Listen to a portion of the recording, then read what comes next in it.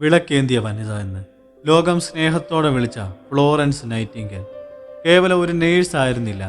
ആധുനിക നേഴ്സിംഗിന്റെ അടിസ്ഥാന ശിലപാകിയ ശുചിത്വത്തിന്റെയും രോഗീ പരിചരണത്തിന്റെയും പ്രാധാന്യം ലോകത്തിന് കാണിച്ചു കൊടുത്ത ഒരു യുഗപ്രഭാവയായിരുന്നു അവർ. 1820 മെയ് 12 ഇറ്റലിയിലെ ഫ്ലോറൻസിൽ ഒരു സമ്പന്ന ബ്രിട്ടീഷ് കുടുംബത്തിലാണ് ഫ്ലോറൻസ് നൈറ്റിംഗേൽ ജനിച്ചത്. സുഖസൗകര്യങ്ങളിൽ വളർന്നിട്ടും ദരിദ്രരുടെയും രോഗികളുടെയും കഷ്ടപ്പാടുകൾ കണ്ടറിഞ്ഞ് അവരെ സഹായിക്കാൻ അവർ ആഗ്രഹിച്ചു.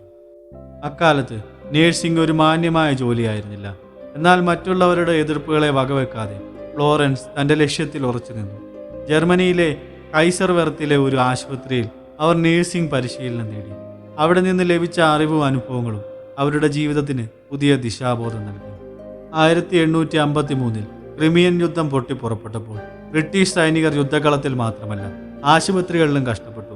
വൃത്തിഹീനമായ സാഹചര്യങ്ങൾ, മതിയായ പരിചരണത്തിന്റെ അഭാവം, മരുന്നുകളുടെയും ഭക്ഷണത്തിന്റെയും കുറവ് എന്നിവ മരണസംഖ്യ വർദ്ധിപ്പിച്ചു. ഈ ദുരിതങ്ങളെക്കുറിച്ച് കേട്ടറിഞ്ഞ ഫ്ലോറൻസ് നൈറ്റിംഗേൽ 38 നേഴ്സുമാരുമായി സ്കട്ടാരിയിലെ സൈനിക ആശുപത്രിയിലേക്ക് പുറപ്പെട്ടു. അവിടെ അവർ കണ്ട കാഴ്ചകൾ ഭയാനകമായിരുന്നു. എന്നാൽ ഫ്ലോറൻസ് നിരാശയായില്ല.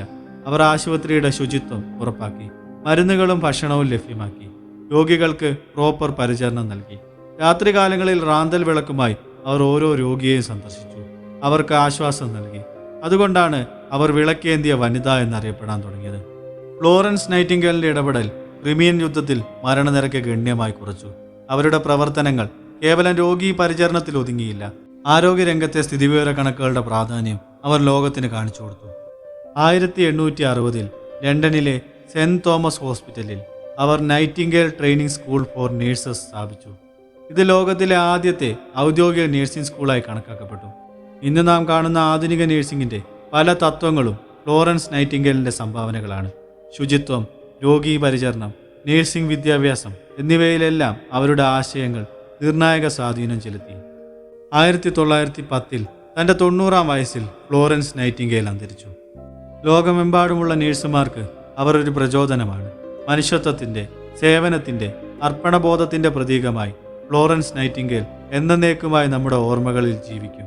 നിങ്ങൾ നേഴ്സിംഗ് മേഖലയിൽ പ്രവർത്തിക്കുന്നവരോ ഈ മഹത്തായ വ്യക്തിത്വത്തെക്കുറിച്ച് കൂടുതൽ അറിയാൻ ആഗ്രഹിക്കുന്നവരോ ആണെങ്കിൽ ഫ്ലോറൻസ് നൈറ്റിംഗേലിന്റെ ജീവിതം നിങ്ങൾക്ക് തീർച്ചയായും പ്രചോദനമാകും. ഈ വീഡിയോയെക്കുറിച്ചുള്ള നിങ്ങളുടെ അഭിപ്രായങ്ങൾ കമൻറ്റ് ബോക്സിൽ പങ്കുവയ്ക്കുക.